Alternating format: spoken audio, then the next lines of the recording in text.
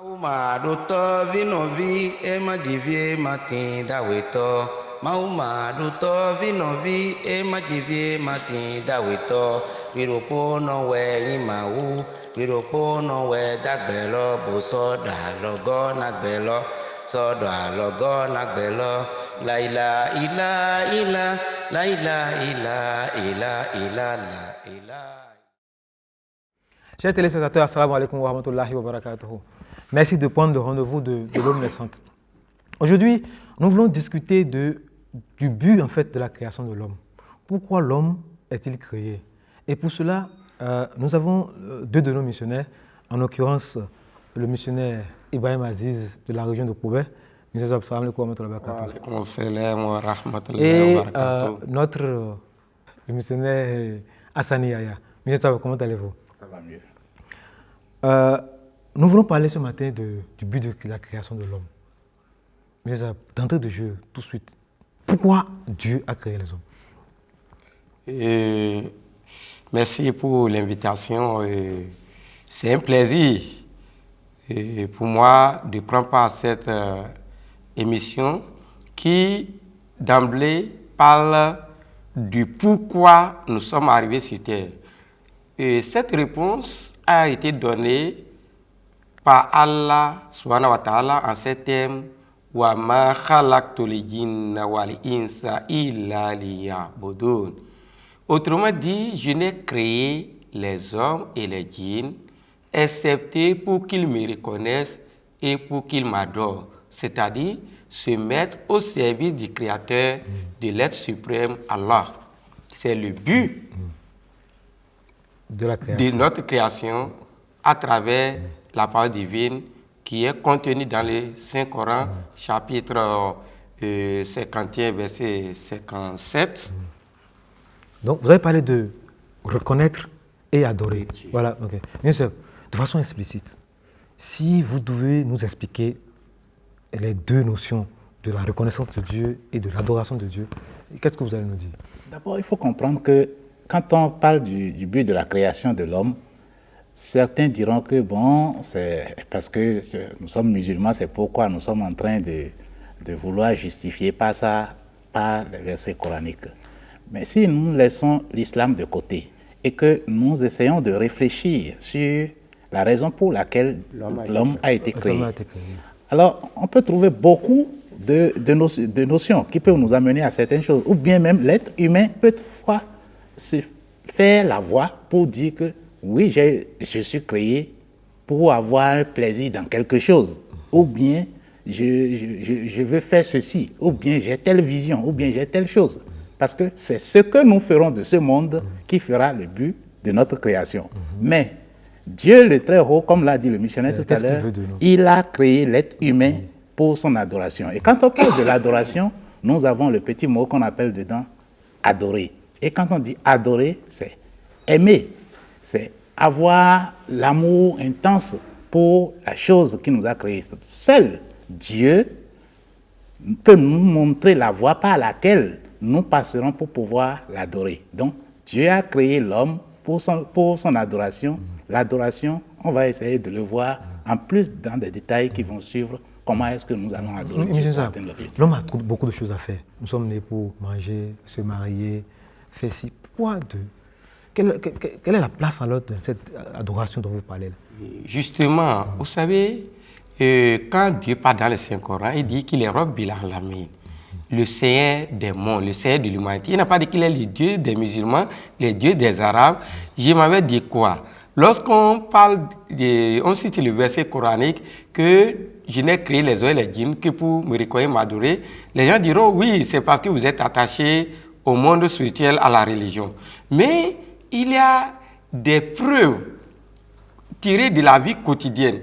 Notre vécu, notre expérience de la vie nous amène d'abord à reconnaître pour un athée que l'homme n'est pas venu sur cette terre par sa volonté et ne quittera pas ce bas monde au moment qu'il voudra. Et ça veut dire que celui qui l'a créé, qui l'a façonné, a tracé un but pour lui. Puisqu'il est venu sans le demander. Sans demander. Ouais, okay. Donc ça veut dire que quand vous fabriquez, quand l'homme fabrique, il façonne quelque chose, Oui. c'est pour une Il a- utilité voilà, donnée. voilà, merci. Donc la chose fabriquée ne peut pas faire d'elle-même que je veux être utilisé comme ça. Donc le façonneur, le créateur qui est là, qui a créé l'homme. Attends Et forcément quelque chose. d'ailleurs, l'homme n'est pas la seule créature.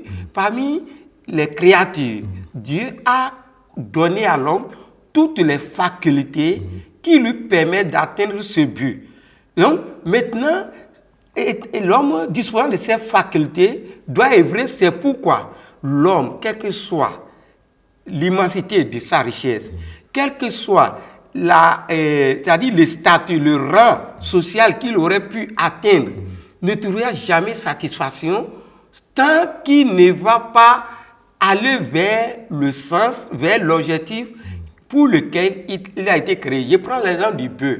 Vous voyez, le bœuf, par exemple, peut servir comme le labour, l'irrigation, le transport. À part ça, lorsque le bœuf est immolé, on peut la consommer. Ça veut dire que du vivant, trois objectifs, trois possibilités, trois activités que le bœuf peut mener. Donc ça, c'est que le bœuf est créé pour ça. Maintenant, Dieu en retour qui a créé l'homme, qui a fait de l'homme Ashraf le Makhlukot, c'est-à-dire le plus honorable de toutes les créatures, et qui a créé toutes les choses, qui les a mis au service de l'homme, a tracé que l'objectif de votre création, donc c'est pourquoi quand vous avez parlé de manger, dormir, se marier, si on prend les animaux, il y a des gens qui mangent beaucoup plus que l'homme. Il y a des animaux qui font la reproduction plus que l'homme. Il y a des animaux, des créatures qui sont des architectes. Mais il faut voir, c'est-à-dire les abeilles même, qui à partir du nectar des fleurs produisent du miel, ou bien l'araignée. Donc c'est l'architecte. Maintenant, il y a des domaines que d'autres animaux surpassent même l'homme. Mais c'est le but de la création qui est orienté vers ces choses. C'est ça. Donc, l'être humain, lorsqu'il va dévier du but pour lequel il a été créé, certainement qu'à la fin, il va regretter la raison pour laquelle il a été créé. C'est la raison pour laquelle on voit dans ce monde, il y a beaucoup de personnes, peut-être, ils pensent que bon, c'est pour trouver le plaisir dans les biens de ce monde, ils courent pour s'accaparer des biens de ce monde, mais finalement, ils quittent ce monde avec regret. Donc, il y a beaucoup de facteurs qu'il faut énumérer dans ce sens-là pour montrer que le but de la création de l'homme n'est pas seulement pour venir dans ce monde, pour manger, boire, dormir ou bien chercher amasser les choses de ce monde, mais c'est tout juste pour avoir l'amour de Dieu, lutter pour son évolution spirituelle, pour pouvoir rencontrer son Créateur. On aurait bien compris, reconnaissance de Dieu et adoration de Dieu. Maintenant, comment atteindre ce but? Comment je peux atteindre ce but d'adoration? Quelle est la manière? Il faut que je prie plusieurs fois par jour, ou bien comment je vais arriver? Nous avons une grande chance d'abord d'être musulmans, parce que la religion qui enseigne l'adoration parfaite et réelle de Dieu, c'est l'islam. Inna dina indallah l'islam. Que la religion qui prend en compte l'adoration la plus parfaite, d'abord c'est l'islam. Parce que Dieu aussi dans le Saint-Coran nous dit que la façon d'Allah façonner l'homme aussi répond à cette adoration. C'est pourquoi il dit d'abord, d'une part, c'est une chance pour nous d'être musulmans. De surcroît, nous avons la chance en tant que musulmans ahmadis de bénéficier, d'être adeptes de la communauté, d'être les membres de la communauté de ce réformateur promis. Et le Messie promis nous a donné de façon détaillée 7 moyens, 7 procédures pour atteindre le but de notre existence. Oui, allons-y vers les moyens. Premièrement, il dit l'identification de Dieu. C'est-à-dire qu'il faut pouvoir identifier. Il faut d'abord, parce que pour l'adorer, il faut le connaître. Oui, il faut le connaître, il faut identifier le vrai Dieu. Si à la place de Dieu, par exemple, quelqu'un il commence par adorer les oiseaux, les arbres, les eaux, les rivières, il a déjà un problème. S'il méconnaît son créateur. Là, il est en train de laisser l'objet et adorer l'ombrage. Par exemple, vous voyez que la reine Blikis, au temps du prophète Salomon, c'est pas que quand il voit la grandeur, le prophète Ibrahim aussi est venu trouver cela. Quand on prend Wadjat Wadjia, on lit avant que ça n'arrive, c'est que les gens voyaient les astres, ils voyaient les lumières célestes, le soleil, la lune, les étoiles. Donc, compte tenu de l'ampleur, compte tenu de la lumière que ces astres-là produisent, ils les prennent comme des dieux. Voilà. Donc, quand on a du mal à identifier le vrai Dieu, ça pose problème. Voilà. Et c'est pourquoi le Coran répond, dit que lahu da'watul haqq wallazina yad'una min dunihi la yastajibuna lahum shay'an. Et quand le verset continue, wama do'a le kafirin et la fidora, c'est-à-dire ce n'est qu'à lui seul que sont adressées les vraies prières. Et ceux à qui ils en appellent en dehors de lui, c'est-à-dire en dehors du vrai créateur Allah, ne leur rendent aucune réponse, sauf la réponse que reçoit celui qui tend les deux mains vers l'eau, afin qu'elle atteigne, c'est-à-dire que l'eau atteint sa bouche, mais elle n'atteint pas. Et les prières de ceux qui ne savent pas qui est le véritable Dieu ne sont que chimères. Vous voyez que je ne peux pas avoir ça, et je vois l'eau, quelle que soit l'immensité de l'eau, peut-être c'est l'océan même, c'est une rivière, c'est un fleuve, et je tends la main et l'eau arrive à ma bouche. Donc vous voyez que le fait de laisser, de ne pas identifier le vrai Dieu, on crie. Je prends en Afrique des fois, on venait les morts, on va au niveau des tombeaux, on dit que mon père qui est mort pendant mon ancêtre peut me venir en aide. Des fois même, vous arrivez dans les carrefours, les gens pensent qu'avec un poussin, un poulet mort, on met, on dit que c'est pour éviter les malheurs. Et les gens perdent de ça. Mais poulet vivant a quelle force? Et poulet mort aura quelle force? Donc ça veut dire qu'il a du malaise. C'est un deuxième moyen. Oui, parce qu'il faut que, donc, premier moyen, on récapitule, il faut identifier Dieu. Oui, monsieur Sab, le deuxième moyen, allons-y. C'est être informé de la beauté et de la bonté de Dieu. Ça, c'est encore une autre étape. Oui, la bonté et la beauté de Dieu attirent l'amour vers le Créateur. Okay. Quand on voit que Dieu a créé l'humanité, il n'a pas de fils, il n'a pas quelqu'un, il n'a pas de grand frère, il n'a pas de petit frère, il n'a pas de mère, il n'a pas... Et c'est ce Créateur-là, l'invisible-là, qui a créé l'être humain dans cette bonté qui l'entoure, dans tout ce que nous sommes en train de vivre. Vous avez le manger, il vous a produit des fruits, il vous a donné le soleil, il vous a donné la lune, il a donné tout ce que vous avez besoin. Oui, tout ce que vous avez besoin, il vous a donné. Pour atteindre ce but. Donc, quand l'être humain regarde cette bonté-là que Dieu le Très-Haut a fait à l'égard de sa créature, vraiment, l'être humain reconnaît, en réfléchissant sur tout ça là, il essaie de voir la beauté et la bonté du Très-Haut par cette bonté. Et le Saint-Coran le prouve en disant cette unité et cette bonté-là, dans ce chapitre-là qu'on appelle Surat Ikhlas, où Dieu dit Bismillahirrahmanirrahim, Qul huwa Allahu ahad, Allahu samad, lam yalid wa lam yulad wa lam yakul lahu kufuwan ahad. Dieu est un en son essence, en ses attributs, en sa gloire. Il n'a pas d'associé. Tout dépend de lui. Il confère l'existence à chaque atome. Il est source de grâce pour tout ce qui est. Et lui-même n'a nul besoin qu'on lui associe la grâce. Il n'a ni fils, il n'a ni père, il n'a pas d'égal et nul ne le ressemble. Donc, tout ça, c'est tellement beau. C'est tellement beau. Okay, quand on arrive à réaliser cette beauté-là et cette bonté de Dieu-là, on peut atteindre donc, ça va être l'objectif pour donc être informé de la beauté et de la parfaite de Dieu. Ensuite, troisième. Vous voyez, c'est comme une chienne. Quand on dit, on identifie. Après, on dit, bon, qu'est-ce qui lui différencie des autres? Si il a les mêmes atouts, donc la nature de l'homme est attirée vers la beauté. Et en troisième lieu, maintenant, on dit, bon, c'est vrai, il aurait beau être, il aurait avoir cette beauté-là. Mais quel bénéfice, quel intérêt je puisse tirer? Donc c'est là maintenant, il faut connaître maintenant les bienfaits de Dieu. Les bienfaits que le Créateur là peut nous donner, peut nous offrir, qu'on ne peut avoir nulle part. Et lorsque nous voyons le Saint-Coran, nous essayons, c'est-à-dire d'interroger le Saint-Coran dans son chapitre 14, verset 35, Allah dit « Wa in ta'udu ni'matallahi la tusuha »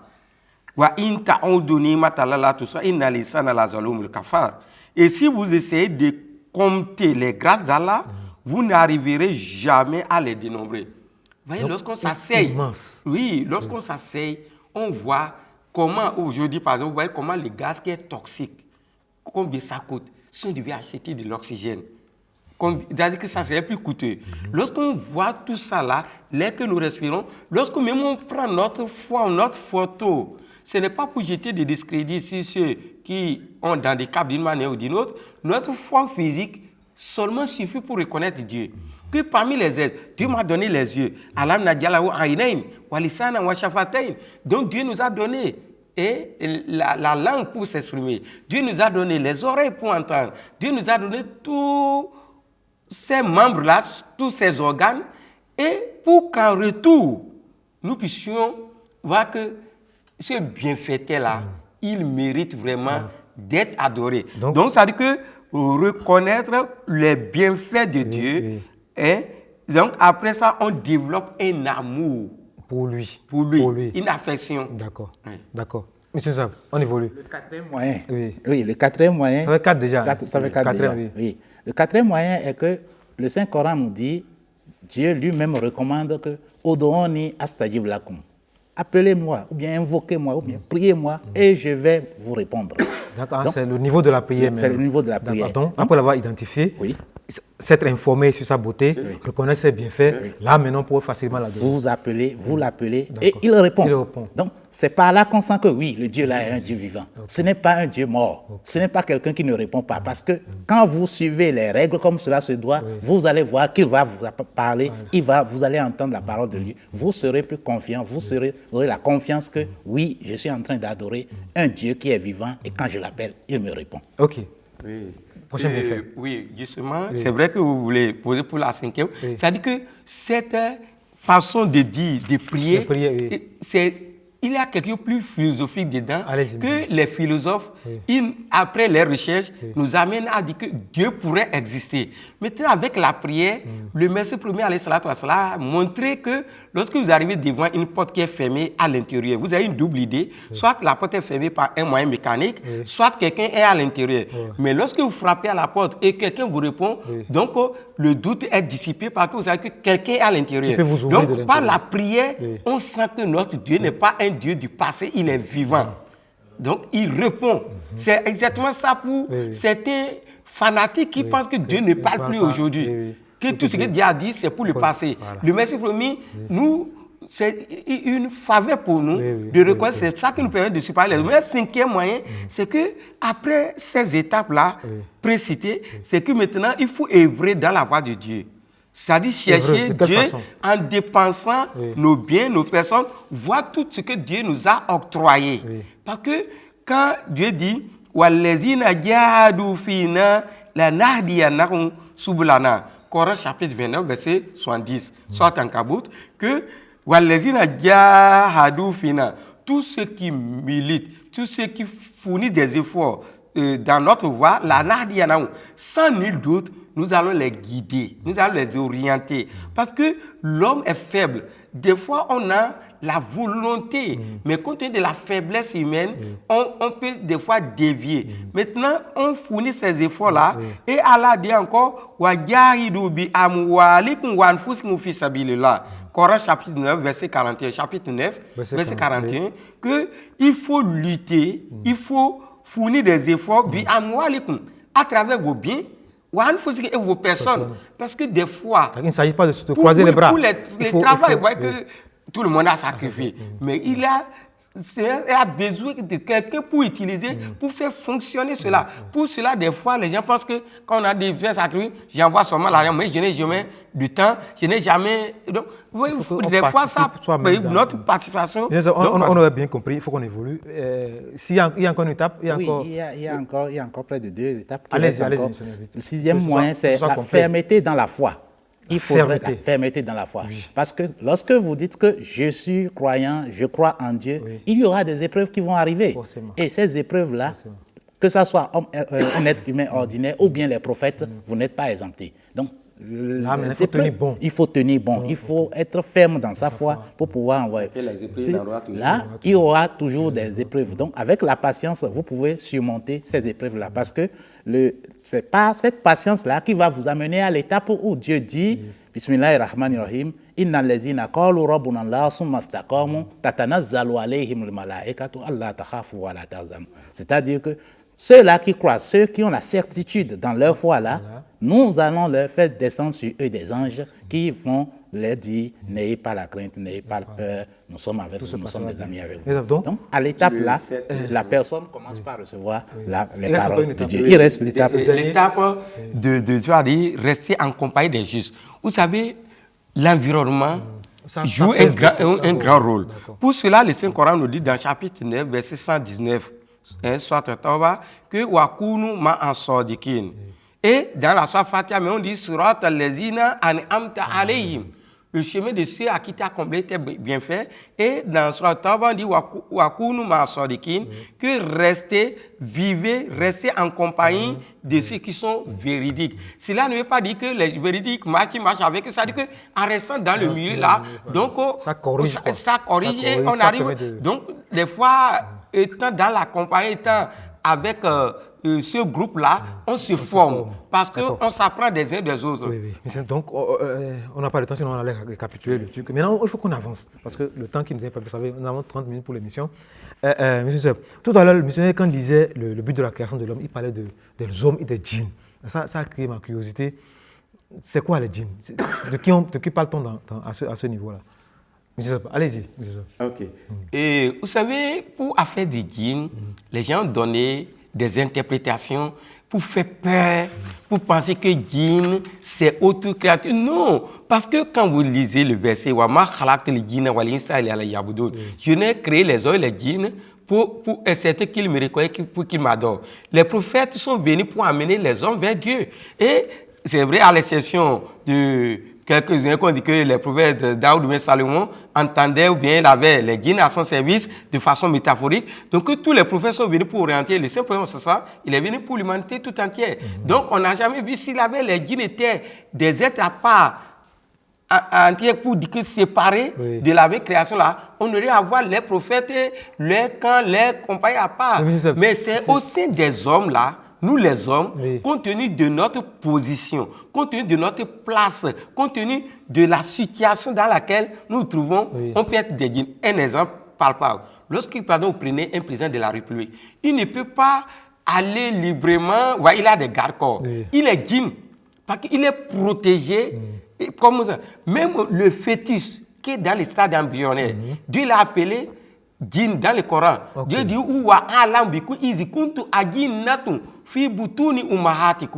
que Dieu vous connaît, il parle de nous les hommes, que Dieu nous connaît quand on était des djinns dans le ventre de nos mamans. C'est que nous tous nous étions des djinns. Alors, Dieu nous connaît quand on était des djinns dans le ventre de nos mamans. Maintenant, le simplement c'est cela. Donc ça veut dire que si je conclue là, c'est comme si l'enfant même qui est dans le ventre de sa maman, il est Dieu parce qu'il adore déjà Dieu. Parce que c'est vrai, après avoir passé par des moyens, mais quand on fait l'échographie, on ne peut pas identifier. Donc l'enfant est couvert, il est djinn. Pourquoi on parle de djinn? C'est la même chose avec la Diana. Parce qu'on dit qu'à cause de la multitude des arbres, donc c'est couvert et les rayons du soleil n'arrivent pas à pénétrer. On parle de djinn, tout ce qui est protégé. Donc ce n'est pas des cas, même les bactéries, les microbes, qu'on ne peut pas voir l'air ni. Donc c'est sont appelés des djinns. Sur ce point de djinn. Oui, l'être humain, tout ce qu'on ne peut pas voir avec l'œil physiquement comme ça, qui existe, c'est ça qu'on appelle djinn. Et les aussi adorent Dieu. Oui, et le Saint-Prophète Mohammed sallam a dit, méfiez-vous d'utiliser les os pour faire le nettoyage après avoir fait vos besoins naturels. Parce qu'il y a des djinns. C'est la nourriture des djinns. Donc les djinns, c'est tout ce que nous ne pouvons pas voir physiquement comme ça, qui est appelé djinn. Maintenant, avec l'évolution du monde aujourd'hui, avec l'Internet, le développement, est-ce que vous ne voyez pas que tout ce que vous avez cité là, ça va être difficile à atteindre? Nous sommes dans un monde où aujourd'hui le matérialisme a pris le dessus sur les choses. Donc celui qui fait d'efforts pour savoir que ce monde-là, nous sommes venus dans ce monde, nous sommes des passagers. On n'est pas ce corps physique, mais nous sommes ce qui est dans ce corps physique. Donc lorsqu'on reconnaîtra que nous sommes ce qui est dans le corps physique là, et qu'on va lutter pour l'autre monde, c'est là qu'on saura que ce monde-là, même quoi qu'en soit, ce qui serait dans ce monde, nous allons passer le temps pour faire évoluer dans le monde. À première vue, on pourrait dire que le monde, les mutations actuelles pourraient influencer la foi ou bien la pratique l'atteinte de cet objectif. oui. Mais quand on regarde profondément, c'est ça qui fait la valeur, c'est ça qui donne, qui fait la vitalité de la religion. Lorsque dans un monde en pleine mutation, le prophète sallam, par exemple, il dit que faman tamassaka bi sunnati ummati inda fasadi ummati falahu ajru miyata shahid, que celui qui va s'accrocher fermement à ma sunna, à mes pratiques, lorsqu'il a du désordre, il a la recommande de 100 martyrs. Or, un seul martyr a plus de valeur. Donc maintenant, dans Surat Takwir aussi, Allah dit wa izal jannat uzilifat, quand le paradis serait rapproché. C'est-à-dire quoi? On fera